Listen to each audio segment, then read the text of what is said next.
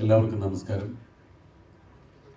August 15-ാം തീയതി release ചെയ്യുന്ന നുണക്കുഴി എന്ന സിനിമയുടെ പ്രൊമോഷന് വേണ്ടിയിട്ടാണ് നിങ്ങളെല്ലാവരും ക്ഷണിച്ചിട്ടുള്ളത്. ജിത്തു ജോസഫ് സംവിധാനം ചെയ്യുന്ന സാധാരണ സിനിമകളിൽ നിന്നൊരു വ്യത്യസ്തമായ സിനിമയാണ്. ജിത്തുവിൻ്റെ ഒരു ജോണറിൽപ്പെട്ട സിനിമയല്ല, ഇതൊരു ഔട്ട് ആൻഡ് ഔട്ട് ഹ്യൂമർ സിനിമയാണ്. തമാശ മാത്രം, ചിരിക്കാൻ വരുന്ന പ്രേക്ഷകരെ തൃപ്തിപ്പെടുത്താൻ വേണ്ടി മാത്രം ഉദ്ദേശിച്ചെടുത്തിട്ടുള്ളൊരു സിനിമയാണ്. വളരെ ഒരു ലൈറ്റർ സിനിമയാണ്. ആ സിനിമ 15-ാം തീയതി തിയേറ്ററുകളിലേക്ക് എത്തുകയാണ്. അപ്പോൾ മാക്സിമം ആളുകളെ തിയേറ്ററിലേക്ക് എത്തിക്കുക. ഈ സിനിമയുടെ ഒരു പ്രൊമോഷൻസിൻ്റെ ഉദ്ദേശം അതാണല്ലോ.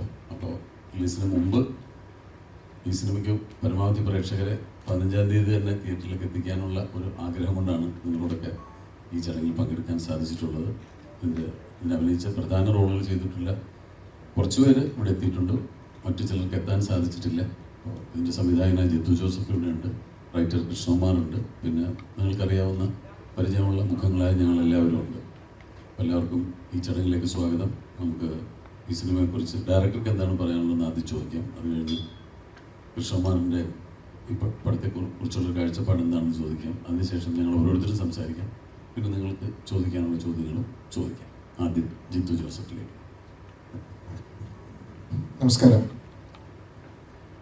യൂഷ്വലി എൻ്റെ ഒരു എന്താ പറയുക, ശ്രീകടം പറഞ്ഞ പോലെ ഒരു പാറ്റേൺ സിനിമ ഞാൻ ചെയ്യുന്നൊരു പാറ്റേണിൽ നിന്ന് കുറച്ച് വിഭിന്നമായി ഒരു ഹ്യൂമർ ട്രാക്കിലുള്ളൊരു ഇതാണ്. പക്ഷെ ഞാനിതിനു മുമ്പ് ഈ ജോണറിൽ ചെയ്തിട്ടുണ്ട്, പക്ഷെ കുറേ വലിയ ഗ്യാപ്പ് വന്നു ഇൻ ബിറ്റ്വീൻ. അതുകൊണ്ട് തന്നെ ഞാനൊരു പടം തയ്യാറാക്കി മുന്നോട്ട് വരുമ്പോൾ എപ്പോഴും എല്ലാവരും പ്രതീക്ഷിക്കുന്ന ചില സസ്പെൻസ്, ട്വിസ്റ്റ്, അങ്ങനത്തെ ഒരു ഇതൊന്നും ഇതിൽ നിന്ന് പ്രതീക്ഷിക്കരുത്. അപ്പോൾ ഇതിനു മുമ്പ് ചെയ്തത് ഒരു പ്യുവർ കോർട്ട് റൂം ഡ്രാമയായിരുന്നു. ഇതൊരു ഒരു 2 മണിക്കൂർ തിയേറ്ററിൽ വന്നിരിക്കുക, എന്താ പറയുക, ചിരിക്കുക, സന്തോഷമായി വീടുകളിലേക്ക് മടങ്ങുക. അപ്പം നമ്മളിപ്പോൾ ഇത്ര സ്ട്രെസ്ഫുൾ ലൈഫിനകത്തൊരു റിലീഫിന് വേണ്ടിയാണല്ലോ ഇപ്പോൾ എല്ലാവരും സിനിമ കാണാൻ വരുന്നത്. അപ്പോൾ അതുകൊണ്ട് തന്നെ നിങ്ങളെല്ലാവരും തിയേറ്ററുകളിൽ വന്ന് ഈ സിനിമ കാണണം. ഇതിനകത്ത് വലിയൊരു താരനിരയുണ്ട്. എല്ലാവർക്കും ഇവിടെ എത്തിച്ചേരാൻ പറ്റിയിട്ടില്ല.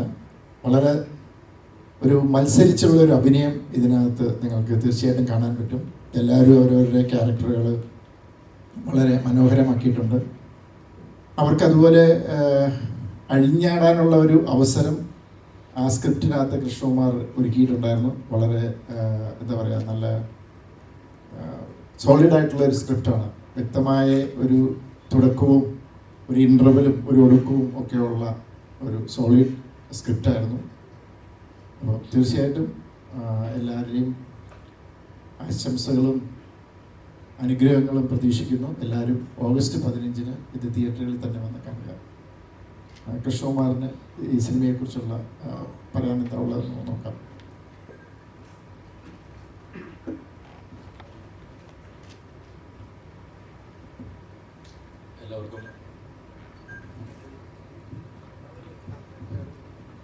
എല്ലാവർക്കും നമസ്കാരം. എൻ്റെ 3ാമത്തെ സിനിമയാണ്. ഇതിനു മുമ്പുള്ള 2 സിനിമയും ജിത്തുവിലൂടെയാണ്. ജിത്തുവിലൂടെയുള്ള 3ാമത്തെ സിനിമ. 2 സിനിമകളും ത്രില്ലർ ജോണറിൽ പെട്ട ജിത്തുവിൻ്റെ ഒരു സ്ട്രോങ് മേഖല എന്ന് പറയുന്ന ആ ജോണറിൽ പെട്ട സിനിമയായിരുന്നു. അപ്പം ഞാനും ആദ്യമായിട്ടാണ് ഒരു കോമഡി ട്രാക്കിൽ, അല്ലെങ്കിൽ ഒരു കുറച്ച് ഡാർക്ക് ഹ്യൂമർ അങ്ങനത്തെ ഒരു ട്രാക്കിലുള്ളൊരു സിനിമ എഴുതുന്നതും ചെയ്യുന്നതും. അപ്പോൾ ഈ സിനിമയിൽ ഒരു റൈറ്റിങ്ങിനകത്തിൽ ഒരു ഡിഫറെൻ്റായൊരു രീതി പരീക്ഷിച്ചിരിക്കുന്നത് എന്താണെന്ന് വെച്ച് കഴിഞ്ഞാൽ, രീതി എന്നല്ല, ഒരു എടുത്തു പറയാവുന്ന ഒരു 2-3 ട്രാക്കിലായിട്ട് കഥകൾ വന്നിട്ട് ഈ കഥകളെല്ലാം കൂടെ ഒരു മെർജ് ചെയ്യുന്ന പോലെയാണ് ഇതിൻ്റെ ഒരു റൈറ്റിംഗ് പാറ്റേൺ വന്നിരിക്കുന്നത്.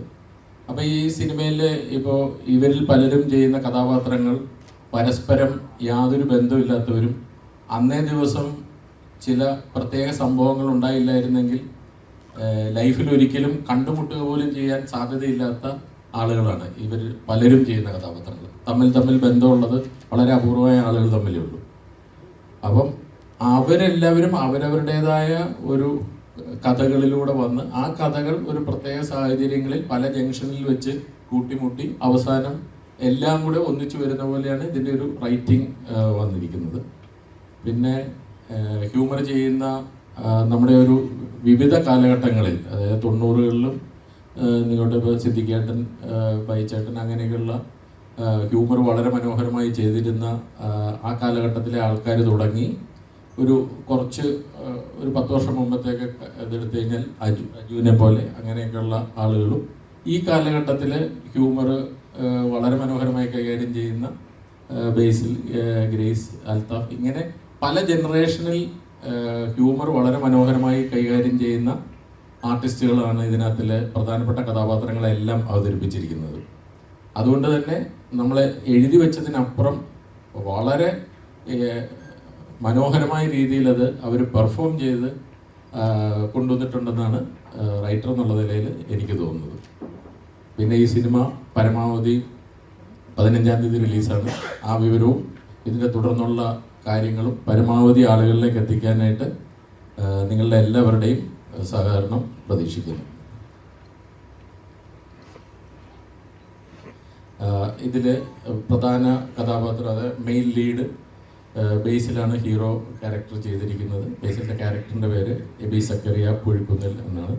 അദ്ദേഹത്തിൻ്റെ കഥാപാത്രത്തെ പറ്റിയും സിനിമയെ പറ്റിയും ഇനി നിങ്ങളോട് സംസാരിക്കും.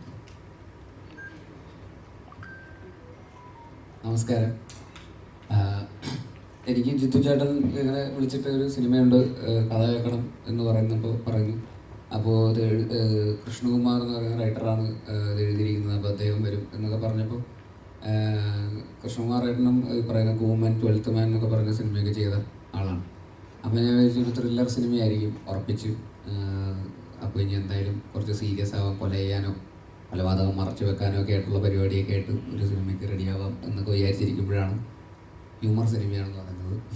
അപ്പോൾ ഓക്കെ, ശരി, എന്നാൽ പിന്നെ ഹ്യൂമർ എന്നുള്ള രീതിയിൽ എന്താണ്. പക്ഷേ അത് ഭയങ്കര രസകരമായിട്ടാണ് അതിൻ്റെ സ്ക്രിപ്റ്റ് ചെയ്തിരിക്കുന്നത്. അത് രണ്ടുപേരും കൂടെ അതൊരു ഭയങ്കര എന്താ പറയുക, തുടക്കം മുതൽ അവസാനം വരെ ഒരു രസച്ചരട് പൊട്ടാതെ നമ്മളെ ത്രൂ ഔട്ട് സിനിമ താഴോട്ട് പോകാൻ സാധ്യതയുണ്ടെന്ന് തോന്നുന്ന സമയത്തൊക്കെ പുതിയ പുതിയ തലങ്ങളിലേക്ക് അതിൻ്റെ ക്യാരക്ടേഴ്സിനെ കൊണ്ടുപോകാൻ ഇതിൻ്റെ സ്ക്രിപ്റ്റിൽ സാധിച്ചിട്ടുണ്ട്. എൻ്റെ ക്യാരക്ടറിനെ കുറിച്ച് പറയുകയാണെങ്കിൽ എബി സക്കറിയ പുഴിക്കുന്നൽ എന്ന് പറയുന്ന ഭയങ്കര പുഴിക്കുന്നൽ ഗ്രൂപ്പ് ഓഫ് കമ്പനീസിൻ്റെ MD ആണ് Aby Zacharia. Puzhikkunnel group of companies എന്ന് പറഞ്ഞാൽ 7-8 കമ്പനികളുണ്ട്. എന്തൊക്കെയോ എസ്റ്റേറ്റോ മറ്റേ ട്രാവൽസോ അങ്ങനെ കുറേ ഉണ്ട്. അപ്പോൾ പുള്ളിയുടെ അച്ഛൻ മരിച്ചുപോയി. ഈ സക്കറിയ പുഴിക്കുന്നൽ എന്ന് പറയുന്ന ആൾ പെട്ടെന്ന് മരിച്ചുപോയി. അപ്പോൾ ഈ ആകെ മോനായിട്ടുള്ളത് ഈ എബി മാത്രമാണ്. അപ്പോൾ എബിയുടെ ചുമലുകളിലേക്ക് വരും ഈ ബിസിനസ് സാമ്രാജ്യം. അപ്പോൾ അതൊന്നും ഏറ്റെടുക്കാനുള്ള ബുദ്ധിയോ മെച്യൂരിറ്റിയോ ഒന്നും എബിക്കില്ല. അപ്പം അങ്ങനെ വന്നിട്ട്, പക്ഷേ വീട്ടിൽ നിന്നാണെങ്കിൽ മമ്മിയുടെ പ്രഷർ, എങ്ങനെയെങ്കിലും ഓഫീസിൽ പോയിരിക്കണം, നീ ബിസിനസ് നോക്കി നടത്തണം എന്നൊക്കെയുള്ള പ്രഷറിൽ അവസാനം ഓഫീസിൽ വന്നിരിക്കുകയാണ്. പുള്ളിയാണെങ്കിൽ ജസ്റ്റ് കല്യാണം കഴിഞ്ഞിട്ടേ ഉള്ളൂ. അപ്പോൾ അതിൻ്റെ ഒരു ആവേശമുണ്ട് പുള്ളിക്ക്, വീട്ടിൽ തന്നെ ഇരിക്കാനൊക്കെ ഉള്ളൊരാഗ്രഹം. അപ്പോൾ വീട്ടിൽ ഇങ്ങനെ കമ്പനിയിലേക്കൊന്നും വരാൻ പുള്ളിക്ക് ഒരു തരത്തിലും താല്പര്യമില്ല. അങ്ങനെ പുള്ളി ഓഫീസിൽ വരുന്നു. ഈ പറയുന്ന പോലെ ബാക്കി പുള്ളിക്ക് അപ്പോൾ ആറ്റിറ്റ്യൂഡ് ഇട്ടേ പറ്റുള്ളൂ. കാരണം ആൾക്കാർക്ക് ഒരു ബഹുമാനം വേണമല്ലോ. പുള്ളി എന്താണ് എബി സക്കറിയ പുഴിക്കുന്നൽ ഗ്രൂപ്പിൻ്റെ ഓണറിൻ്റെ മോനാണ്. അപ്പോൾ അതുകൊണ്ട് ആൾക്കാർക്ക് കൂടെയുള്ള വർക്ക് ചെയ്യുന്ന ആൾക്കാർക്കൊക്കെ പുള്ളിയെ ബഹുമാനിക്കണം. അപ്പോൾ ബഹുമാനം ചോദിച്ചു വാങ്ങാനുള്ള തരത്തിലുള്ള ആറ്റിറ്റ്യൂഡൊക്കെയാണ് പുള്ളിക്ക്. ഡോറ് തുറന്നു കൊടുക്കാൻ ആൾ വേണം. ഡോറ് തുറന്നു കൊടുത്തില്ലെങ്കിൽ പുള്ളിക്ക് ദേഷ്യം വരും. ഡോറും തുറക്കാത്തത്, കൈ കൊണ്ട് ജസ്റ്റ് വലിച്ചാൽ തുറക്കാവുന്ന ഡോറൊക്കെ ഉള്ളൂ. അതൊക്കെ തുറന്നു തരണം ആരെങ്കിലും. ഓഫീസിൻ്റെ അകത്ത് വന്നിരുന്നു കഴിഞ്ഞാൽ പുള്ളിക്ക് ഫ്രഷ് ഫ്ലവേഴ്സ് വേണം, നട്ട്സ് വേണം. അങ്ങനെയൊക്കെ ആയിട്ട് പുള്ളിയുടേതായിട്ടുള്ള ഭയങ്കരമായിട്ടുള്ള ഡിമാൻഡ്സൊക്കെയാണ് പുള്ളിക്ക്. ഡോറങ്ങ് അടച്ചു കഴിഞ്ഞാൽ പുള്ളി അകത്തിരുന്ന് ഗെയിം കളിച്ചുകൊണ്ടിരിക്കലാണ്, വേറൊന്നും അറിഞ്ഞൂടാ.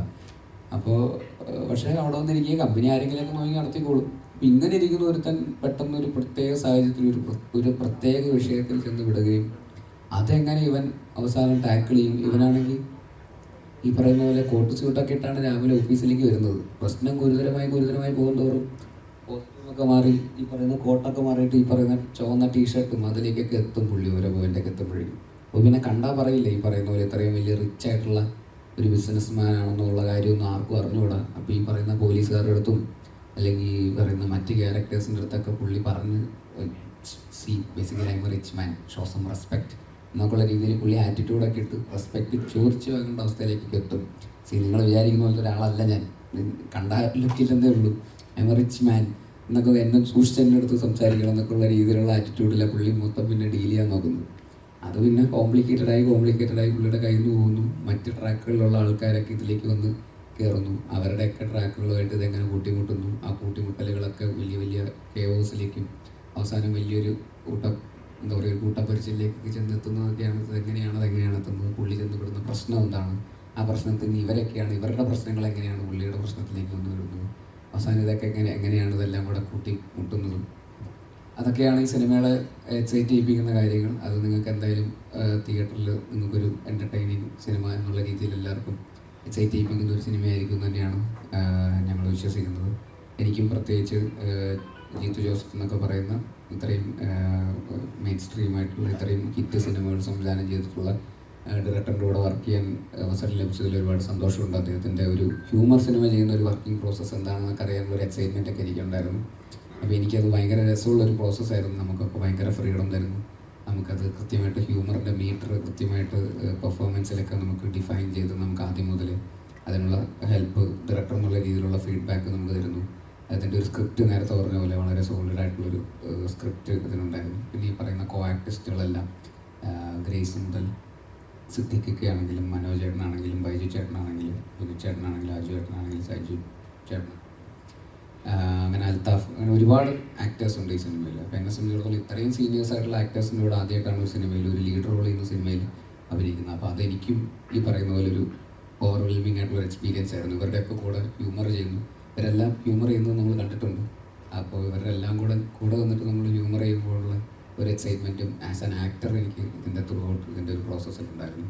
അപ്പോൾ എല്ലാം കൊണ്ടും ഭയങ്കര എൻജോയ് ചെയ്ത ഞങ്ങളെല്ലാവരും അവസാനം ഇതിൻ്റെ ഒരു സിനിമ നിങ്ങളിലേക്ക് എത്തിക്കാൻ ഭയങ്കര എക്സൈറ്റഡ് ആയിട്ട് നോക്കിയിരിക്കുന്ന ഒരു ഹ്യൂമർ സിനിമ എന്നുള്ള രീതിയിൽ വർക്കായി എന്ന് തന്നെയാണ് ഞങ്ങൾ വിശ്വസിക്കുന്നത്. അതിനി പ്രേക്ഷകരാണ് തീരുമാനിക്കേണ്ടത് അത് എങ്ങനെ എത്രമാത്രം വർക്കാകുന്നുണ്ടെന്നുള്ള കാര്യം. അത് 15-ാം തീയതി തിയേറ്ററിൽ ഇറങ്ങാനായിട്ട് ഞങ്ങളും എക്സൈറ്റഡ് ആയിട്ട് കാത്തിരിക്കുകയാണ്. അപ്പോൾ നിങ്ങളെല്ലാവരുടെയും സപ്പോർട്ടും എല്ലാം വേണം. Thank you so much. അടുത്തത് സിദ്ദിഖിക്ക തുടങ്ങി ക്യാരക്ടർ. ഓക്കെ, ഗ്രേസ് ഇതിലൊരു മെയിൻ ക്യാരക്ടർ രശ്മിത എന്ന് പറയുന്ന ഒരു ക്യാരക്ടർ ചെയ്തിരിക്കുന്നു. രശ്മിത, ഗ്രേസിന് ഇടയ്ക്കിടയ്ക്ക് തെറ്റിപ്പോവും. രശ്മിക എന്നൊക്കെയാണ് പറയുന്നത്. രശ്മിത അതും കൂടെ വേണം പറഞ്ഞു, പുള്ളി എൻ്റെയും കൂടെ വേണം പറഞ്ഞു.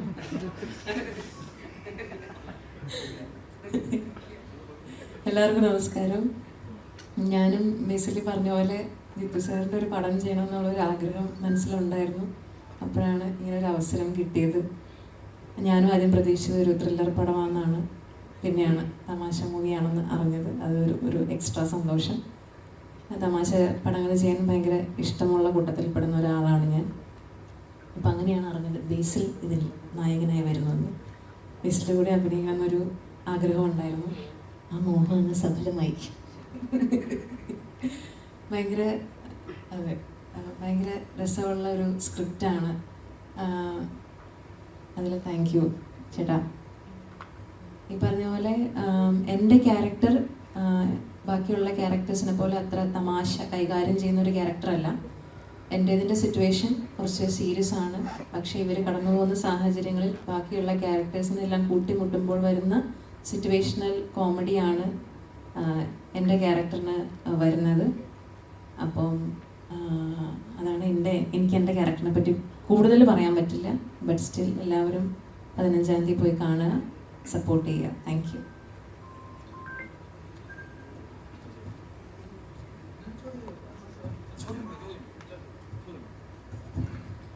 നിങ്ങൾക്ക് ഇനി എന്തെങ്കിലുമൊക്കെ ഈ സിനിമയെ സംബന്ധിച്ചുള്ള ചോദ്യങ്ങളുണ്ടെങ്കിൽ ചോദിക്കാവുന്നതാണ്. ഓക്കെ. ഒരു ജിസ്നോ എന്ന് പറയുമ്പോൾ ഒരു ഫീൽ ഗുഡ് സിനിമകളുടെ അങ്ങനത്തെ ഒരു കാറ്റഗറി ഉണ്ടായിരുന്നു. പിന്നെ തലവൻ എന്ന സിനിമ ചെയ്തപ്പോൾ ആ ടൈറ്റിൽ അങ്ങ് മാറി. അപ്പോൾ ജിത്തു ജോസഫ് എന്ന് പറയുമ്പോൾ ത്രില്ലർ എന്ന് പറയുന്നത് ഇപ്പൊ ഇത്രയും പേര് പറയുമ്പോഴും എല്ലാവരും പറയുന്നു ജിത്തു ജോസഫ് എന്ന് പറയുന്ന ത്രില്ലർ പടത്തിലായിരിക്കും എന്നൊരു പ്രതീക്ഷ ഉണ്ടായിരുന്നു. ആ ഒരു ടൈറ്റിൽ മാറ്റാൻ വേണ്ടി ഒരു ഇതാണോ ഇപ്പൊ മൈബോസിന് ശേഷം ചെയ്യുന്ന ഒരു കോമഡി പടം എന്ന ലെവലിലേക്ക്? അല്ല, ഞാൻ അങ്ങനെ മനഃപൂർവ്വം അതിനു വേണ്ടി മാറ്റാൻ വേണ്ടിയിട്ട് ചെയ്യുന്നൊന്നുമല്ല. ഞാൻ ഇതിനു മുമ്പ് മൈബോസ് ചെയ്തിട്ടുണ്ട്, ഫീൽ ഗുഡായിട്ട് മമ്മി ആൻഡ് മീ എന്ന സിനിമ ചെയ്തിട്ടുണ്ട്, ലൈഫ് ഓഫ് ജോസൂട്ടി എന്ന് പറയുന്ന സിനിമ ചെയ്തിട്ടുണ്ട്. അപ്പം ഇപ്പോൾ ഒരു ടോട്ടലി വേറൊരു ത്രില്ലർ അല്ലാതെ ഒരു ഇമോഷണൽ കോർട്ട് റൂം ഡ്രാമ ചെയ്തു. ഇതിനൊക്കെ മുമ്പ് ഈ കൃഷ്ണകുമാർ ഇങ്ങനെ പല കഥകൾ പറയുന്ന കൂട്ടത്തിൽ എന്നോട് പറഞ്ഞ ഒരു കഥയായിരുന്നു.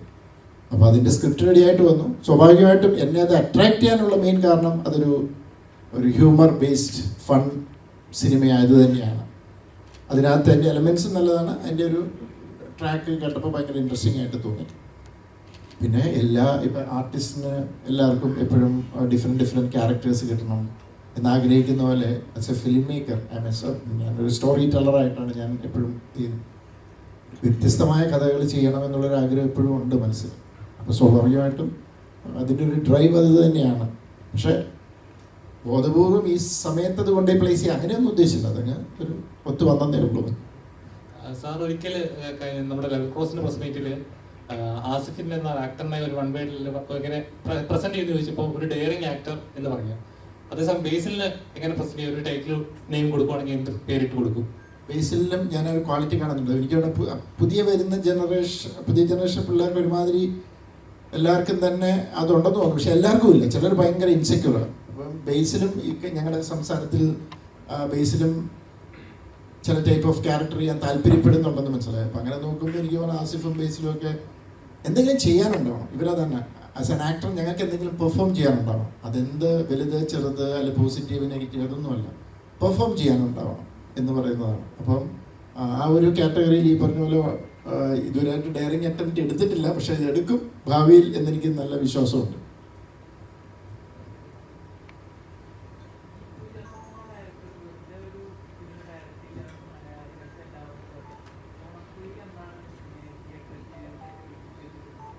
ഇത് തന്നെ ചിരി. അതിനാണ് ഞങ്ങളുടെ ശ്രമം. ആൾക്കാരെ ചിരിപ്പിക്കാൻ ശ്രമിക്കുക. അതാണ് കാരണം. അപ്പം ആ ഒരു ബേസിക്കലി സിനിമയെല്ലാം എൻ്റർടൈൻ ചെയ്യണം. അത് പല രീതിയിൽ എൻ്റർടൈൻ ചെയ്യാം. നമുക്ക് ത്രില്ലർ സിനിമകളിലൂടെ എൻ്റർടൈൻ ചെയ്യാം, ഹൊറർ സിനിമകളിലൂടെ എൻ്റർടൈൻ ചെയ്യാം. പക്ഷെ ചിരിപ്പിക്കുക എന്ന് പറയുന്നൊരു സാധനമുണ്ട്. അപ്പം അത് തന്നെയാണ് നിങ്ങൾ തിയേറ്ററിൽ ഇരിക്കുമ്പോൾ നിങ്ങളെ ചിരിപ്പിക്കാനുള്ള ശ്രമമാണ് ഞങ്ങളുടെ ശ്രമമാണ് നുളക്കുഴി. അത് എന്താ പറയുക, അത് ഇതായോ എന്ന് എന്താ പറയുക, അത് ഫുൾഫിൽഡ് ആയോ എന്നുള്ളത് തീരുമാനിക്കട്ടെ. നിങ്ങളുടെ റെസ്പോൺസ് വരുമ്പോഴേ ഞങ്ങൾക്ക് ഇതിന് ഒരു ഇത് കിട്ടുള്ളൂ. ഞങ്ങൾക്കെല്ലാവരും കോൺഫിഡൻ്റ് ആണ്, ഞങ്ങളെല്ലാവരും സാറ്റിസ്ഫൈഡ് ആണ്. പക്ഷേ പ്രേക്ഷകരാണ് വിധികർത്താക്കൾ, അവരാണ് തീരുമാനിക്കേണ്ടത്. ഒരു കോമഡി എൻ്റർടൈനർ അതാണ്. ത്രില്ലർ എന്നൊക്കെ പറയാമോ? എനിക്കറിയില്ല.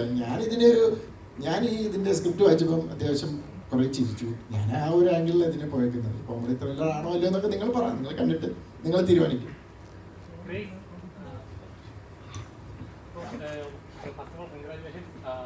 ഇപ്പോൾ നാഗേന്ദ്രൻ സാറും കൂടെ നല്ല രീതിയിൽ ഓടിക്കൊണ്ടിരിക്കുന്നു. അപ്പോൾ അതിലെ താങ്കൾ ചെയ്ത കഥാപാത്രം വളരെയധികം വൈറലായിക്കൊണ്ടിരിക്കുക. അപ്പോൾ ഏറ്റവും കൂടുതൽ പ്രശംസിച്ചിരിക്കുന്നു, റീൽസിലൂടെ റീക്രിയേറ്റ് ചെയ്യുന്നു. അപ്പോൾ ആ ഒരു കഥാപാത്രം വളരെ ഇൻഫ്ലുവൻസ് ചെയ്തായിരുന്നു. എത്ര റീൽസിലായാലും ശരി, ആ ഒരു ക്യാരക്ടർ നല്ല രീതിയിൽ ഇൻഫ്ലുവൻസ് ചെയ്തായിരുന്നു. ഈ സിനിമയിലെ കഥാപാത്രം എത്രത്തോളം ഇൻഫ്ലുവൻസ് ചെയ്യുന്ന കഥാപാത്രം എത്രത്തോളം അട്രാക്റ്റഡാണ്? ഇത് ആക്ച്വലി ഞാൻ പറഞ്ഞ പോലെ ആദ്യം സാറിൻ്റെ തമാശ പടമാണെന്ന് വിചാരിച്ചപ്പം കേട്ടപ്പോൾ ഞാൻ വിചാരിച്ചത് എൻ്റെ ക്യാരക്ടർ നല്ല കോമഡി ഭയങ്കരമായിട്ട് കോമഡി ചെയ്യുന്നൊരു ക്യാരക്ടറാണെന്നാണ് വിചാരിച്ചത്. പിന്നെയാണ് സ്ക്രിപ്റ്റ് വായിച്ചപ്പോഴത്തേക്കും ഈ പറഞ്ഞ പോലെ എൻ്റെ ക്യാരക്ടറിന് ബേസിക്കലി നമ്മൾ തമാശ ചെയ്യുന്ന പോലെ ഉള്ളൊരു ക്യാരക്ടറല്ല. ആ ക്യാരക്ടറിൻ്റെ സിറ്റുവേഷൻ അല്ലെങ്കിൽ അവർ കടന്നു പോകുന്ന ജീവിത സാഹചര്യം ഭയങ്കര സീരിയസ് ആണ്.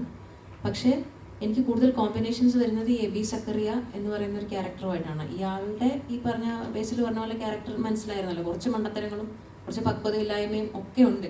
അപ്പം അത് നമ്മുടെ ക്യാരക്ടറെ ഒന്ന് കൂട്ടിമുട്ടുമ്പോൾ ഉണ്ടാവുന്ന സിറ്റുവേഷണൽ കോമഡീസാണ് അവിടെ സംഭവിക്കുന്നത്. അപ്പം അങ്ങനെ ചോദിക്കുകയാണെന്നുണ്ടെങ്കിൽ ഭയങ്കര രസമായിട്ടാണ് പരിപാടി വർക്കായിരിക്കണം. കാരണം ഇത് എപ്പോഴും തമാശ ചെയ്യുമ്പോൾ നമുക്ക് എപ്പോഴും ഒറ്റയ്ക്ക് നിന്ന് സ്കോർ ചെയ്യാനായിട്ട് പറ്റില്ല. എപ്പോഴും നമ്മുടെ കൂടെ നിൽക്കുന്ന ആക്ടർ നമ്മളെ അതിനൊരു സപ്പോർട്ട് ചെയ്യുക, അല്ലെങ്കിൽ ആ ക്യാരക്ടറും ഈക്വലി അത് കയറി വന്നാൽ മാത്രമേ അവിടെ ഒരു തമാശ ഫീൽ ചെയ്യുകയും നമുക്കൊരു ചിരി വരികയും ചെയ്യുള്ളൂ. അങ്ങനെ നോക്കുമ്പോൾ എനിക്ക് കിട്ടിയിരുന്ന കോ ആക്ടേഴ്സ് എല്ലാവരും അതിൻ്റെ അപ്പുറം, നമ്മുടെ പ്രതീക്ഷേൻ്റെ അപ്പുറം തമാശ കൊടുക്കുന്ന ആൾക്കാരാണ്. അപ്പോൾ എനിക്ക് ബേസിലിൻ്റെ കൂടെ വർക്ക് ചെയ്തപ്പോൾ എനിക്കത് ഫീൽ ചെയ്തത്. നല്ല കമ്മ്യൂണിക്കേറ്റ് ചെയ്യാൻ ഭയങ്കര എളുപ്പമാണ്. നമുക്ക് എന്തെങ്കിലും ഒരു സജഷൻ ചോദിക്കാൻ ഫ്രീ ആയിട്ട് നമുക്ക് ചോദിക്കാൻ പറ്റും. അതിൻ്റെ ഇടയിൽ ഒരു ഈഗോ ഇല്ല. എന്തെങ്കിലും സംശയം ചോദിച്ചു കഴിഞ്ഞാൽ പറഞ്ഞു തരാനും നമുക്ക് തോന്നുന്ന സജഷൻസ് പറയാനും നമുക്കൊരു സ്പേസ് ഉണ്ട്. അപ്പോൾ ഇതൊക്കെയാണ് എനിക്ക് ആ ക്യാരക്ടറിനും ഓർക്കുമ്പോൾ എനിക്ക് ഓർമ്മ വരുന്ന കാര്യങ്ങൾ ഇതൊക്കെയാണ്. ബേസിൽ ഇപ്പം ബേസിൽ എന്ന ഡയറക്ടറിനെ മലയാളി പ്രേക്ഷകർക്ക് എല്ലാവർക്കും അറിയാം. വേറൊരു വിഷണറി ഉള്ള അല്ലെങ്കിൽ ഇതുവരെ കണ്ടിട്ടില്ല എല്ലാം എക്സ്പ്ലോർ ചെയ്യാൻ ആഗ്രഹിക്കുന്ന ഒരു ഡയറക്ടോറിയൽ വേർഷൻ നമ്മൾ കണ്ടിട്ടുണ്ട്. പക്ഷെ ഒരു ആക്ടർ ലെവലിലേക്ക് വരുമ്പോഴേക്കും നമ്മുടെ ഒരു ഹോമിലി ഒരു ആക്ടർ അല്ലെങ്കിൽ നമുക്ക് പെട്ടെന്ന് കണ്ടാൽ ചിരിക്കാൻ നമ്മുടെ കൂട്ടത്തിൽ ഒരാളുടെ അങ്ങനത്തെ ഹോമിലി ക്യാരക്ടേഴ്സ് ആണ് കൂടുതൽ ചെയ്യുന്നത്. ഇതിലും അതുപോലെ തമാശ നിറഞ്ഞ I am a rich gentleman എന്നൊക്കെ പറയുന്ന ഡയലോഗ് ട്രെയിലറിൽ കണ്ടായിരുന്നു. അപ്പോൾ ഈ ക്യാരക്ടർ പേഴ്സണലി നമ്മളൊരു കഥാപാത്രം കേൾക്കുമ്പോൾ നമുക്കുണ്ടാകുന്ന ഒരു ഫീലിംഗ് ഉണ്ടല്ലോ, എത്രത്തോളം റിലേറ്റ് ചെയ്യാൻ പറ്റും? ഇല്ല, ക്യാരക്ടറിനെ കുറിച്ച് ഞാൻ ആദ്യം പറഞ്ഞ ഡിസ്ക്രിപ്ഷനൊക്കെ തന്നെയാണ്. നമുക്ക് ഇപ്പം ഞാൻ പറഞ്ഞതിലൊരു റിലേറ്റ് ചെയ്യാൻ പറ്റുന്ന ഒരു റിലേറ്റബിൾ അല്ലേ ആ ക്യാരക്ടർ. കുറച്ചുകൂടെ നമ്മളെപ്പോലൊക്കെ കുറച്ച് കാശൊക്കെ ഉണ്ടെന്നേ ഉള്ളൂ, പക്ഷേ ബേസിക്കലി നമ്മളെപ്പോലൊക്കെ ഉള്ള വളരെ റെഗുലർ ആയിട്ടുള്ള ഒരാൾ തന്നെയാണ്. അയാളുടെ സിറ്റുവേഷൻ അതിലും റിലേറ്റബിൾ ആയിരിക്കും മിക്കവാറും. അയാളുടെ സാഹചര്യം അത് സിനിമ കാണുമ്പോൾ മനസ്സിലാവും. അപ്പോൾ അത് ഭയങ്കര റിലേറ്റബിൾ ആയിരിക്കും. അപ്പോൾ അതൊക്കെ കൂടെ വരുമ്പോഴാണ് ഇത് വീണ്ടും ആ ഒരു റെഗുലർ കൈ സിനിമ തന്നെയാണ്. പക്ഷേ അയാളുടെ സിറ്റുവേഷനിൽ നമ്മളെങ്ങനെ ആ സിറ്റുവേഷൻസിൽ നമ്മളെങ്ങനെ ബിഹേവ് ചെയ്യുന്നു എന്നുള്ളതാണ് നമ്മളെ ഭയങ്കരമായിട്ട് ആക്ടർ എന്നുള്ള രീതിയിൽ പുഷ് ചെയ്യേണ്ട ഒരു സ്പേസ് എന്ന് പറയുന്നത്. അത് ആ സിറ്റുവേഷനിൽ എത്രമാത്രം പാനിക്കായിട്ടും ഈ പറയുന്ന പുള്ളി പുറത്ത് പറയാൻ പറ്റൂല പുള്ളിയുടെ പ്രശ്നം, പക്ഷേ ഇത് കൺവിൻസ് ചെയ്യണം, ആൾക്കാരെ കൺവിൻസ് ചെയ്ത് എങ്ങനെയെങ്കിലൊക്കെ ഇതിൽ നിന്ന് ഊരി പോരണം എന്ന് പറയുന്ന സാഹചര്യങ്ങളിൽ പുള്ളി എങ്ങനെ ബിഹേവ് ചെയ്യുന്നു എന്നുള്ളതാണ് ഇതിൻ്റെ എന്താ പറയുക ആക്ടർ എന്നുള്ള രീതിയിൽ നമുക്കൊരു പെർഫോം ചെയ്യുമ്പോൾ ഉണ്ടാകുന്നൊരു വെല്ലുവിളി എന്നൊക്കെ പറയുന്നത്. അപ്പോൾ അതിൻ്റേതായിട്ടുള്ള രസങ്ങളുണ്ടായിരുന്നു. അത് ഭയങ്കര ഇൻട്രസ്റ്റിംഗ് ആയിരുന്നു മൊത്തത്തിൽ ഇതിൻ്റെ ഒരു ത്രൂ ഔട്ട് പ്രോസസ്സ്. ഈ പറയുന്ന സ്ക്രിപ്റ്റിൽ നമുക്ക് അതിനുള്ള കറക്റ്റായിട്ടുള്ള സെറ്റിംഗ് ഉണ്ട്, ഒരു സ്റ്റേജ് ഉണ്ടാക്കി വെച്ചിട്ടുണ്ട്. അപ്പോൾ അവിടെ നമ്മൾ എത്രമാത്രം മീറ്ററിൽ എത്ര അളവിൽ അത് ചെയ്യുക എന്നുള്ളതാണ് ആക്ടർ എന്നുള്ള രീതിയിൽ നമ്മൾ എക്സൈറ്റ് ചെയ്യിപ്പിച്ചിട്ടുള്ള കാര്യം. ഹ്യൂമർ ചെയ്യാന്നുള്ള സ്പേസ്.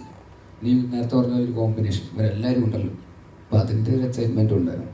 ഈ ബേസിൽ എന്ന ആക്ടറിനോടാണ് ചോദ്യം. അതായത് ഇപ്പം ഈ പറഞ്ഞ റെഗുലർ പേഴ്സൺ അല്ലെങ്കിൽ റെഗുലർ ക്യാരക്ടർ എന്നുള്ളത് അത് ബ്രേക്ക് ചെയ്യാനായിട്ട് എപ്പോഴെങ്കിലും നോക്കാറാണ്, അതോ അതുപോലത്തെ കഥാപാത്രങ്ങൾ വരാത്തതുകൊണ്ടാണോ?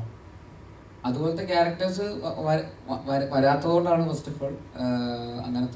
അങ്ങനെയുള്ള ആലോചനകൾ ആദ്യം തുടക്കകാലങ്ങളിലൊക്കെ എല്ലാവരും നമ്മളെ എങ്ങനെയാണ് അറിയുന്നത് ആ ഒരു ക്യാരക്ടേഴ്സ് ആണല്ലോ വരിക.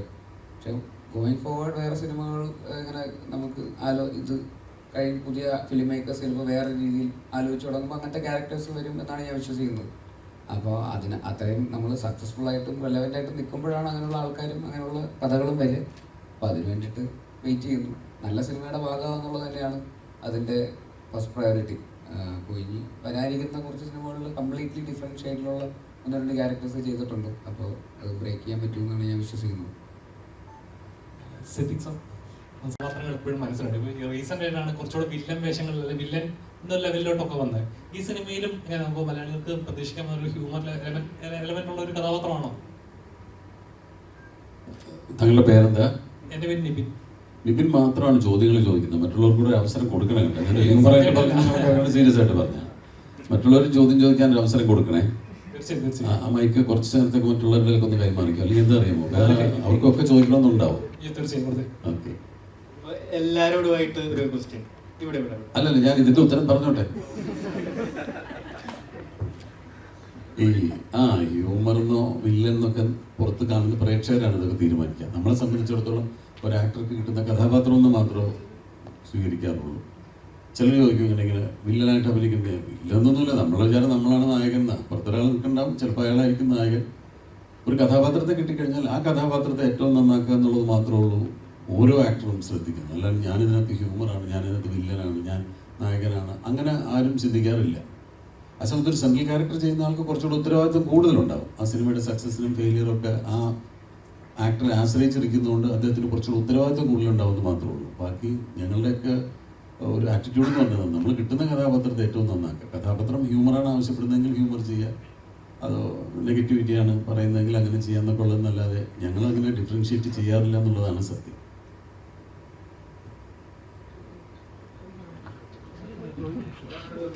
എല്ലാവരോടുമായിട്ടൊരു ക്വസ്റ്റ്യൻ. സിനിമ ഭയങ്കര ഫണ്ണാണ്, കോമഡി ആണെന്നൊക്കെ പറഞ്ഞു, അതുകൊണ്ടാണോ എല്ലാവരും ഇത്ര സീരിയസ് ആയിട്ടിരിക്കുന്നത്? അതല്ല, ഉച്ചയ്ക്ക് ഭക്ഷണം കഴിച്ചിട്ട് നല്ല ഉറക്കം വരുന്നുണ്ട് എല്ലാവർക്കും. സീരിയസ്നെസ് അല്ല, എല്ലാം നല്ല ഉറക്കം തൂങ്ങുക. അതുകൊണ്ടാണ് ആർക്കും ഒരു സീരിയസ്നെസ്. എല്ലാവരും വളരെ ഫണ്ണായിട്ട് തന്നെയാണ് ഇരിക്കുന്നത്. ഞങ്ങൾ തിരിച്ചാണ് അങ്ങോട്ട് ചോദിക്കണമെന്നിരിക്കുന്നത്. നിങ്ങളെന്താ എല്ലാവരും മിണ്ടാതെ ഇങ്ങനെ ഇരിക്കുന്ന ഒരു എന്താ അദ്ദേഹത്തിൻ്റെ പേര് പറഞ്ഞാൽ നിതിൻ, അദ്ദേഹം മാത്രം ചോദിക്കുന്നത് എന്തുകൊണ്ടാണെന്ന് ഞാൻ ചോദിച്ചതുപോലെ അതാ ഞങ്ങൾക്ക് തോന്നിയത് തിരിച്ചാണ്. ബേസിലേട്ടനാണെങ്കിൽ മാത്രം ആദ്യം ഇച്ചിരി കോമഡി പറയാൻ നോക്കി, അതാണെങ്കിൽ വർക്കായത്. ഇതേ നമ്മളിപ്പോൾ സിനിമയിൽ അഭിനയിക്കുമ്പോൾ ഓപ്പോസിറ്റ് ആൾ നന്നായിട്ട് പെർഫോം ചെയ്യുമ്പോൾ ഇപ്പുറത്തെ ആൾ നന്നായിട്ട് ചെയ്യും. അപ്പം നിങ്ങളൊന്ന് ലൈവ് ആകുമ്പോൾ ഞങ്ങൾ ലൈവ് ആവും. ഇപ്പം താഴെ നിന്ന് ഭക്ഷണം കഴിച്ചു നിങ്ങൾ പറഞ്ഞ പോലെ കൊണ്ട മധുരമൊക്കെ അടിച്ച് കയറ്റി ഞാൻ തമാശ പറഞ്ഞിട്ട് നിങ്ങൾ റിയാക്ട് ചെയ്ത പോലും ഇല്ല. പിന്നെ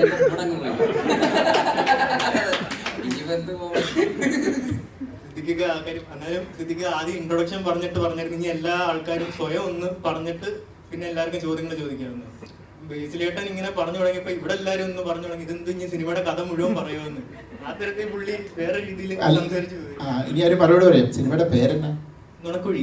പറഞ്ഞതെല്ലാം സത്യമാണെന്ന് നിങ്ങൾ കരുതുന്നുണ്ടോ? അതൊന്നും വിശ്വസിച്ച് നിങ്ങൾ തിയേറ്ററിലേക്ക് കാണാൻ പോകണ്ട. ഞാൻ മാത്രം ചോദിച്ചാൽ എല്ലാവരും സ്വയം ഒന്ന് പറയാന്ന് വിചാരിച്ചാൽ അങ്ങനെയൊക്കെ വിചാരിച്ചാണ് ഇരുന്നത്. പക്ഷെ ഫുൾ ബേസിൽ പറഞ്ഞു കഴിഞ്ഞു. അപ്പൊ അതാണ് അസീസ് പറഞ്ഞത്, ഇനി ക്ലൈമാക്സ് കൂടെ പറയാനുള്ളതെന്ന് പറഞ്ഞു. അപ്പൊ അതുകൊണ്ടാണ് നിങ്ങൾ ഓരോരുത്തർ ഒരു കാര്യം ചെയ്യാം, നമുക്ക് അസീസിൽ നിന്ന് തുടങ്ങാം, എന്നിട്ട് ഇങ്ങനെ പോവാം. അസീസ് ക്ലൈമാക്സ് ഞാൻ 15-ാം തീയതി പറയാം. ഞാൻ എക്സൈറ്റ്മെന്റ് ആണ്. കാരണം എന്ന് പറഞ്ഞാൽ മിമിക്രി എന്നൊക്കെ വന്ന് മിമിക്രി എന്ന് വരുമ്പോൾ തന്നെ സിനിമയിൽ അഭിനയിക്കുക എന്നുള്ളൊരു ആഗ്രഹമുണ്ട്. പക്ഷെ അതിലുപരി ജിത്തു സാറിനെ പോലത്തെ ഡയറക്ടറിൻ്റെ സിനിമയിലൊക്കെ ഒരു ക്യാരക്ടർ കിട്ടുക എന്നൊക്കെ പറഞ്ഞാൽ അതും ഭയങ്കര ഒരു ഭാഗ്യം തന്നെയാണ്. അതും നല്ലൊരു ക്യാരക്ടർ തന്നെയാണ് കിട്ടിയിട്ടുള്ളത്. സിനിമയെക്കുറിച്ചൊന്നും ഒരുപാടൊന്നും പറയാനില്ല.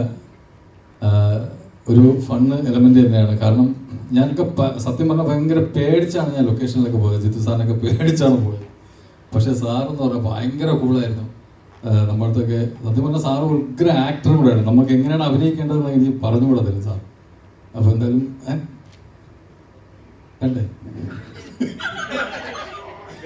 അതെ സാറ് പറഞ്ഞു തരും. പിന്നെ രണ്ടാമത് നമ്മളെന്തെങ്കിലും ഹ്യൂമർ നമുക്ക് തന്നെ പേടിയാണ്. ഇപ്പോൾ സാറ് ഫുള്ള് സ്ക്രിപ്റ്റിൽ പോകുന്ന ഒരു സംഭവത്തിൻ്റെ ഇടയിൽ എന്തെങ്കിലും ഹ്യൂമർ ചേർക്കാൻ വേണ്ടി പേടിയായിരുന്നു ആദ്യം. പക്ഷെ സാറിൻ്റെ അടുത്ത് ചോദിച്ചപ്പോൾ സാറ് അത് ധൈര്യമായിട്ട് ചെയ്തോളാൻ പറയും. ചിലത് ചെയ്യാതിരിക്കുമ്പോൾ സാറ് വിളിച്ച് പറയുകയും ചെയ്യും, വൈകുന്നത് അത് ചെയ്യുന്നു.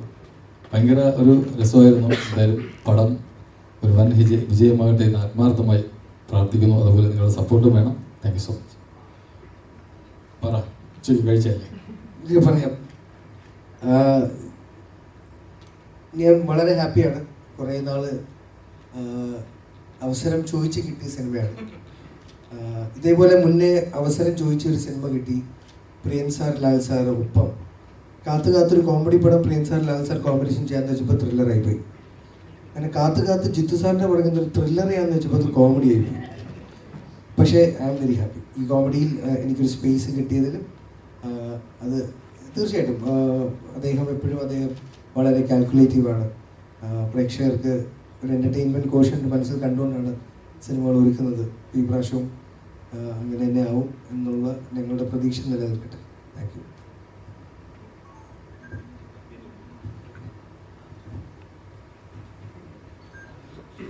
എല്ലാവർക്കും നമസ്കാരം.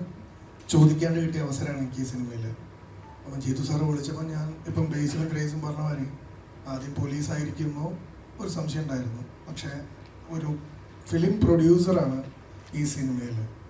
പിന്നെ എൻ്റെ നായകൻ എന്ന് പറയുന്നത് മനോജേട്ടനാണ്. മനോജേട്ടൻ ഇതിലൊരു സിനിമ നടനായിട്ടാണ്. അപ്പം ആ നടന് വേണ്ടി ഒരു ഫിലിം പ്രൊഡ്യൂസ് ചെയ്യുന്ന ഒരു പ്രൊഡ്യൂസറായിട്ടാണ് ഞാൻ ഈ പടത്തിൽ അഭിനയിക്കുന്നത്.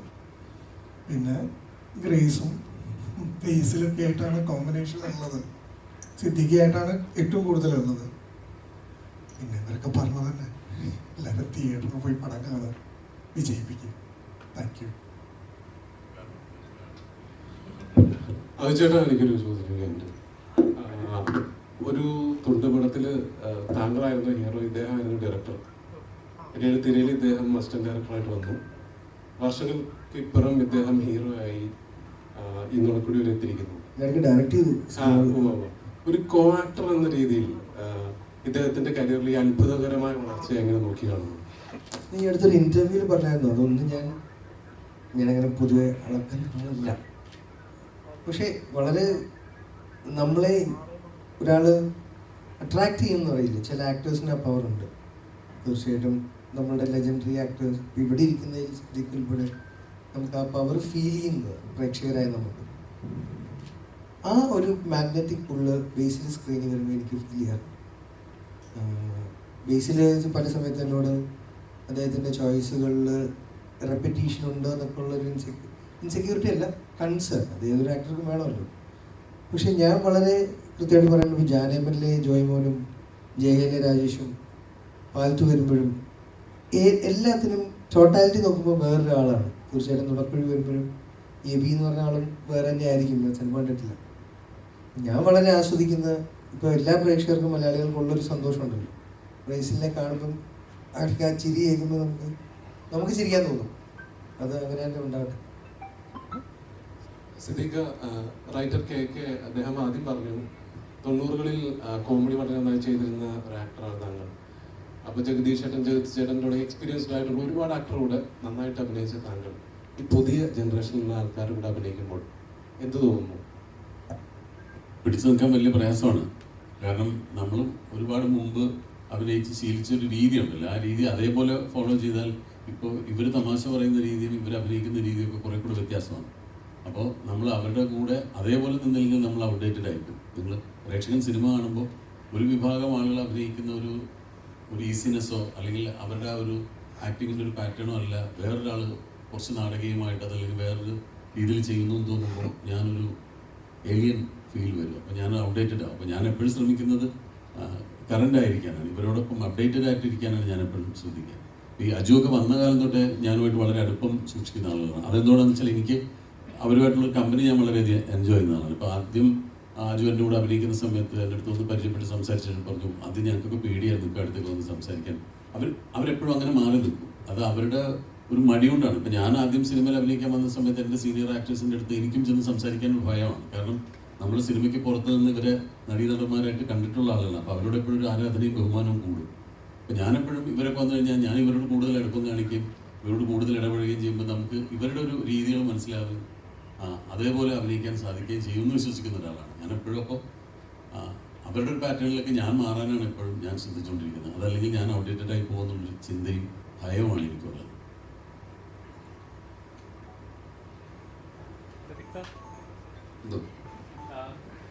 പറഞ്ഞിട്ട് ഞാൻ അവിടെ തന്നെ എത്തിയല്ലേ, പറഞ്ഞോ.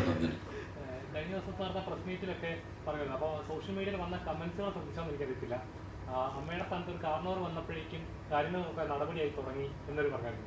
അപ്പോൾ അങ്ങനത്തെ കമൻസുകളൊക്കെ ശ്രദ്ധിക്കാറുണ്ടായിരുന്നു. ഒരു കാര്യങ്ങളൊക്കെ ആളുകൾക്ക് എന്തെങ്കിലും കോ ആക്ടറിന് എന്തെങ്കിലും സംഭവിച്ചാലും റിയാക്ട് ചെയ്യാനായിട്ടും അല്ലെങ്കിൽ ചോദിക്കാൻ ആളുണ്ട് എന്ന ലെവലിലുള്ള ഒരു കാർണവരുണ്ട് എന്ന ലെവലിലൊക്കെ കമൻറ്റുകൾ ഉണ്ടായിരുന്നു. ശ്രദ്ധിച്ചായിരുന്നു? അത് ശ്രദ്ധിച്ചായിരുന്നു. അത്തരം കമൻറ്റുകൾ വരുമ്പോഴും ഞാൻ ഭയക്കുന്നത് ഇതേപോലെ എന്തെങ്കിലും ഒരു നമ്മുടെ ഭാഗത്തൊരു വീഴ്ച വന്നാലും ഇതേപോലെ ഒരുപാട് ഓപ്പോസിറ്റ് ആയിട്ടുള്ള കമൻറ്റുകളും വരാൻ സാധ്യതയുണ്ട്. അപ്പോൾ എന്ത് കാര്യവും ചെയ്യുമ്പോൾ സൂക്ഷിച്ച് ചെയ്യണം. ഇപ്പം നമ്മളൊരു കാര്യം ചെയ്തു എന്ന് പറയുന്നത് ഒരു വലിയ കാര്യമായിട്ട് എനിക്ക് തോന്നുന്നില്ല. അത് ഞാൻ ചെയ്തതുപോലെ നിങ്ങൾ ചെയ്താലും അതിന് പോലീസിൻ്റെ ഭാഗത്തു നിന്ന് ഒരു ആക്ഷൻ ഉണ്ടാവും. കാരണം അതൊരു പബ്ലിക് ന്യൂസൻസ് ആയിട്ടാണ്. അപ്പോൾ അതിൻ്റെ താഴെ വന്ന എല്ലാ കമൻറ്റുകളും അതിനനുകൂലമായിട്ട് പറയാൻ കാര്യം അത്രയധികം ഒരു പബ്ലിക് ന്യൂസൻസ് ആയിട്ട് ആളുകൾക്ക് തോന്നിയതുകൊണ്ടാണ്. അപ്പോൾ ഞാൻ പരാതി കൊടുത്തതുപോലെ വേറെ ആര് കൊടുത്താലും ഇതേ നിയമ നടപടികൾ തന്നെ ഉണ്ടാവുമായിരുന്നു. പക്ഷെ എനിക്കത് ചെയ്യേണ്ടി വന്നത് എന്താ വെച്ചാൽ ഞാനൊരു സംഘടനയുടെ നേതൃസ്ഥാനത്തിരിക്കുമ്പോൾ ആ സംഘടനയിൽപ്പെട്ട ഒരാളെ, പ്രത്യേകിച്ച് നമ്മൾ മലയാളികളെല്ലാം സ്നേഹിക്കുന്ന ശ്രീ മോഹൻലാലിനെ പോലുള്ള ഒരാളെ പറ്റി അങ്ങനെ പറഞ്ഞപ്പോൾ ഈ സംഘടനയുടെ നേതൃസ്ഥാനത്തിരുന്ന് അത് ചെയ്യേണ്ടി വന്നു മാത്രമേ ഉള്ളൂ. അപ്പോഴും ഞാൻ പല പ്രാവശ്യം ആലോചിച്ചിട്ടാണ് അത്തരം പ്രവൃത്തിയിലൊക്കെ ഇറങ്ങി ചെല്ലുന്നത്. കാരണം ഇപ്പം നല്ല കമൻറ്റ് വന്നതുപോലെ മോശം കമൻറ്റ് വരാനും ഒരു പ്രവൃത്തി മതി. എപ്പോഴും നമ്മൾ ചെയ്യുമ്പോൾ ആലോചിച്ചും സൂക്ഷിച്ചും തന്നെയാണ് ചെയ്യുന്നത്. ഇപ്പം ഞാൻ നിങ്ങളുടെ മുമ്പിൽ ഇവിടെ വന്നിരുന്ന് സംസാരിക്കാനിരിക്കുമ്പോൾ പോലും ഞാൻ ഉള്ളിൽ പ്രാർത്ഥിക്കുന്നത് എൻ്റെ വായിൽ നിന്നും ഒരു അവിവേകം വീണു പോകരുത്. കാരണം അത് വീണാൽ അത് റെക്കോർഡഡാണ്. അപ്പം അത് നമ്മൾ പറയുന്നൊരു കാര്യം മറ്റൊരു രീതിയിൽ ആളുകൾക്ക് എടുക്കാൻ അല്ലെങ്കിൽ വേറെ രീതിയിൽ ഇൻ്റർപ്രറ്റ് ചെയ്യാൻ പറ്റുന്ന രീതിയിൽ പോലുള്ളൊരു വാക്ക് പോലും എൻ്റെ വായിൽ നിന്ന് വീഴരുത് എന്നുള്ളൊരു പ്രാർത്ഥനയോട് കൂടിയിട്ടാണ് ഞാൻ നിങ്ങളുടെ മുമ്പിൽ സംസാരിക്കാനിരിക്കുന്നത്. അപ്പോൾ അത് ഒരു പ്രവൃത്തി ചെയ്യുമ്പോൾ 100 പ്രാവശ്യം ആലോചിച്ചിട്ടാണ് ചെയ്യുന്നത്. പക്ഷെ തീരുമാനിച്ചാൽ പിന്നെ ഞാനത് പ്രാവർത്തികമാക്കാൻ ശ്രമിക്കും. പിന്നീട് അതിൻ്റെ വരായികൾ അനുഭവിക്കാൻ ഞാൻ തയ്യാറായിട്ട് തന്നെയാണ് ചെയ്യുന്നത്. പക്ഷേ ചെയ്യുന്നതിന് മുമ്പ് ഒരുപാട് ആലോചിച്ചതിന് ശേഷമാണ് ഒരു പ്രവൃത്തി ചെയ്യുന്നത്. ഇനിയിപ്പോൾ അത് കുറച്ചുകൂടെ കൂടുതൽ ശ്രദ്ധിക്കേണ്ടിയിരിക്കുന്നത്. കാരണം ഇപ്പോൾ ഒരു വ്യക്തി എന്നുള്ളത് മാത്രമല്ല, വലിയൊരു സിനിമാ താരങ്ങൾ ഉൾപ്പെടുന്ന സിനിമയിലെ നടീനടന്മാർ ഉൾപ്പെടുന്ന ഒരു സംഘടനയുടെ നേതൃസ്ഥാനത്ത് ഇരിക്കുമ്പോൾ ഞാൻ എന്തെങ്കിലും ഒരു മോശം പ്രവൃത്തി ചെയ്താൽ എൻ്റെ സംഘടനയിലുള്ള ഓരോ അംഗങ്ങളെയും അത് ബാധിക്കും എന്നുള്ളതുകൊണ്ട് കുറച്ചുകൂടെ ശ്രദ്ധിക്കണമെന്നേ തോന്നിയിട്ടുണ്ട്. അതുപോലെ തന്നെ ഇപ്പോൾ മലയാള സിനിമ നല്ല രീതിയിൽ വളർന്നുകൊണ്ടിരിക്കുന്ന സമയം നല്ലതെന്ന് പറയുമ്പോൾ അതിന് ഒരു മോശം വശമുണ്ട്. ഇടയ്ക്ക് ഒരു റിവ്യൂസ് ആയിരുന്നു വിഷയമെങ്കിൽ ഇപ്പോൾ കഴിഞ്ഞ ദിവസം അനിൽ സാർ ഒരു സ്റ്റേറ്റ്മെന്റ് പറഞ്ഞായിരുന്നു. അദ്ദേഹത്തിന്റെ പടം ബുക്ക് മൈ ഷോയിൽ ഫുൾ ടിക്കറ്റുകൾ ഉണ്ടായിട്ടും തിയേറ്ററിൽ ചെന്ന് നോക്കുമ്പോൾ 12 പേരെ ഉണ്ടായിരുന്നുണ്ട്. ഏജന്റുമാർ അങ്ങനത്തെ കുറേ മിഡിൽ നിൽക്കുന്ന ആളുകൾ കുറേ കാശ് മേടിക്കുന്നു. അപ്പോൾ ഇങ്ങനെ മലയാള സിനിമ ഒരു സൈഡിൽ നന്നായിട്ട് പോകുമ്പോൾ മറ്റൊരു സൈഡിൽ നശിപ്പിച്ചുകൊണ്ടിരിക്കുകയാണ്. ശരിക്കും അങ്ങനെ ഉണ്ടെന്ന് വിശ്വസിക്കുന്നുണ്ടോ? എനിക്കതിൻ്റെ ഒരു സ്റ്റാറ്റിസ്റ്റിക്സിനെ പറ്റിയിട്ട് വലിയൊരു ഗ്രാഹ്യമില്ല. ഞാനത് അത്ര ആഴത്തിൽ അതിനെപ്പറ്റി പഠിച്ചിട്ടില്ല. ഇപ്പോൾ ബുക്ക് മൈ ഷോയിൽ ടിക്കറ്റ് ബുക്ക് ചെയ്തിട്ട് പൊതുവെ തിയേറ്ററുകാർ പറയാറുണ്ട് ഇങ്ങനെ ബുക്ക് മൈ ഷോയിൽ ചിലപ്പം 60-70 ടിക്കറ്റുകൾ പോയിട്ടുണ്ടാവും, പക്ഷേ തിയേറ്ററിൽ ആളുകൾ കാണാൻ കുറവാണെന്നൊക്കെ തിയേറ്ററുകാർ പറയുന്നുണ്ട്. അതിൻ്റെ നിജസ്ഥിതി എന്താണെന്നും കൃത്യമായിട്ട് എനിക്കറിവില്ല. പക്ഷേ എന്നാലും നമ്മൾ നേരത്തെ പറഞ്ഞതുപോലെ സിനിമ വളർന്നുകൊണ്ടിരിക്കുന്ന ഒരു സമയമാണ്. നല്ല നല്ല സിനിമകൾ ഒരുപാട് ഉണ്ടാവും.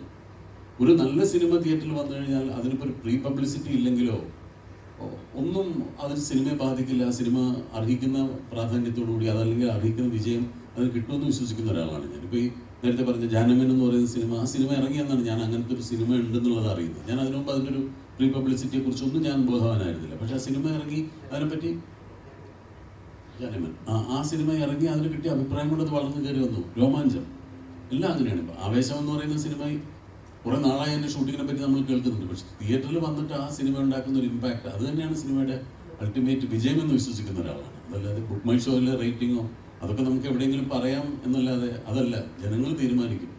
അവർ നിഷ്പക്ഷരാണ്.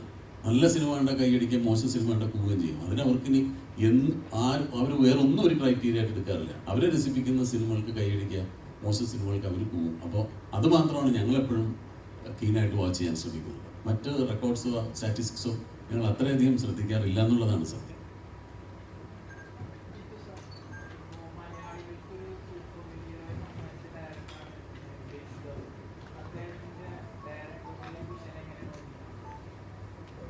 ഞാനെങ്ങനെയാണ് നോക്കിക്കാണുന്നത്?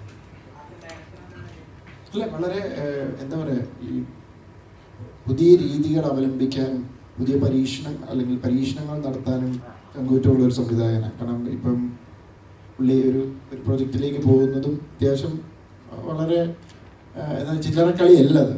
അപ്പം അങ്ങനത്തെ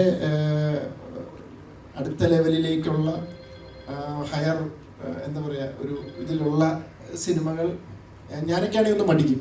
പക്ഷേ ബേസിലിനെ പോലെ ഇപ്പോൾ ഒരു അപ്കമിങ് 3 പടം ചെയ്തു അല്ലേ? അപ്പോൾ ആ 3 പടത്തിലും വ്യത്യസ്തമായ പടങ്ങൾ, അത് ഓരോന്നും സ്റ്റെപ്പ് ബൈ സ്റ്റെപ്പ് അത് വളർന്നു വരികയാണ്. അപ്പം അത് പ്രത്യേകിച്ച് മിന്നൽ മുരളി പോലെ പടങ്ങളൊക്കെ അങ്ങനെ കൺസീവ് ചെയ്ത് ചെയ്യാന്ന് പറഞ്ഞാൽ അതൊരു വലിയ കാര്യമാണ്. അത് ഭയങ്കര ഒരു വിഷണറി ആയിട്ടുള്ള ഒരു ടെക്നീഷ്യനാണ്. അതാണ് ഞാൻ കാണുന്നത്. ഒരു ഡയറിങ് ആയിട്ടുള്ളൊരു ഡയറക്ടർ, പരീക്ഷണങ്ങൾ നടത്താനായിട്ടുള്ള ചങ്കൂറ്റുള്ള ഒരു ഡയറക്ടർ, അങ്ങനെ ഞാൻ കാണുന്നത്. ഗ്രേസ് ആന്റണി, ഉർവശി ചേച്ചി, കൽപ്പന തുടങ്ങിയ വലിയ ആർട്ടിസ്റ്റുകളായിട്ടാണ് സോഷ്യൽ മീഡിയയിൽ താങ്കൾ കമ്പയർ ചെയ്യുന്നത്. അതൊരു ബാധ്യതയല്ലേ? എപ്പോഴെങ്കിലും പെർഫോം ചെയ്യാൻ ക്യാമറ കൊണ്ടെത്തുമ്പോൾ ഒരു ടെൻഷൻ ഫീൽ ചെയ്യാറുണ്ടോ?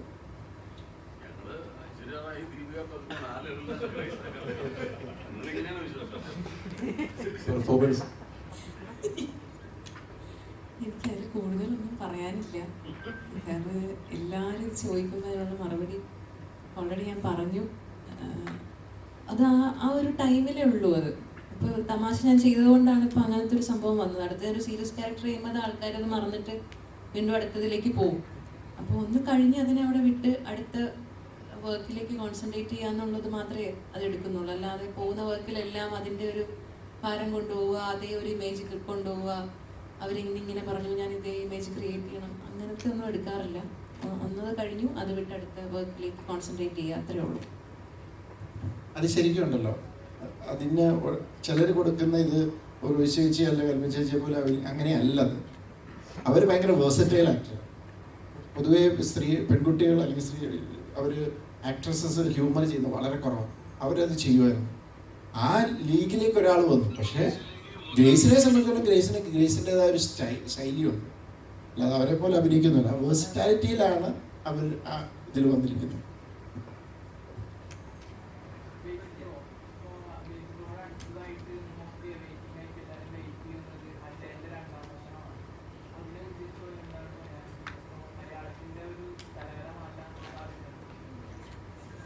നുണക്കുഴി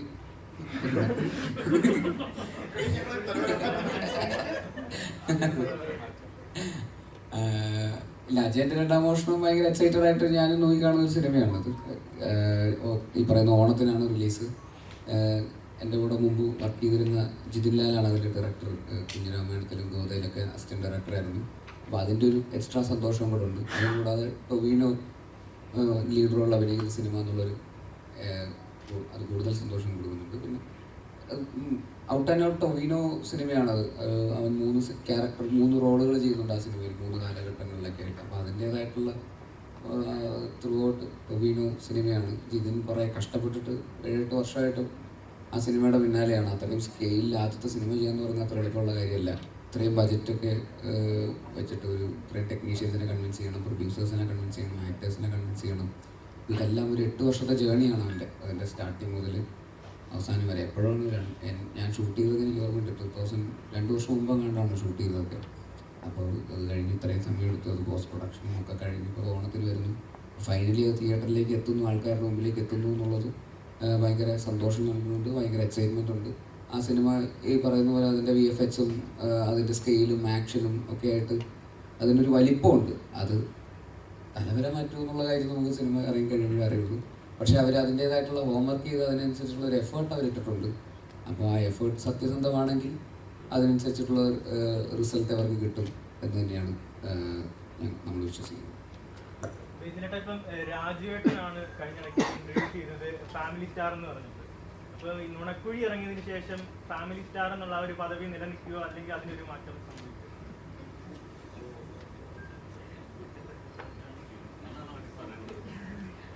സിനിമ അറിയട്ടെ, എന്താ പറയുക, അല്ല അല്ലെങ്കിൽ ഫാമിലിക്ക് അല്ലെങ്കിൽ ഫാമിലി സിനിമയാണ്. ഓക്കെ, അതാണ് ഉദ്ദേശിക്കുന്നതെങ്കിൽ കറക്റ്റ് ഫാമിലി, ഇതൊരു പ്രോപ്പർ ഫാമിലി സിനിമ തന്നെയാണ്, അതിൽ സംശയമില്ല. ഇത്ര ആക്ടേഴ്സ് ഉണ്ട്, അതിൻ്റെ ഹ്യൂമറൊക്കെ ആരെയും ഉപദ്രവിക്കുന്ന തരത്തിലുള്ള ഹ്യൂമറൊന്നുമല്ല. തീർച്ചയായിട്ടും അതൊരു ഫാമിലി കോമഡി എൻ്റർടൈനർ എന്ന് പറയുന്ന കാറ്റഗറിയിൽ വന്ന് കണ്ട് ആസ്വദിച്ചിട്ട് പോകാൻ പറ്റുന്ന ഒരു സിനിമ തന്നെയാണ് എന്ന് തന്നെയാണ് ഞങ്ങൾ വിശ്വസിക്കുന്നത്. 100%, അതിലൊരു സംശയം.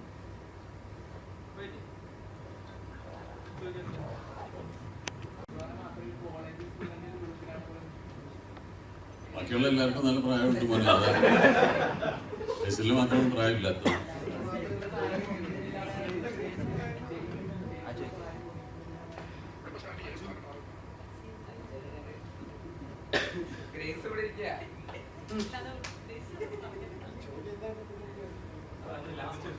അതിൽ കോംപ്ലിമെന്റ് കൊടുത്തതാണ് ബേസലിന്, അത് ഞങ്ങളും സമ്മതിച്ചത്.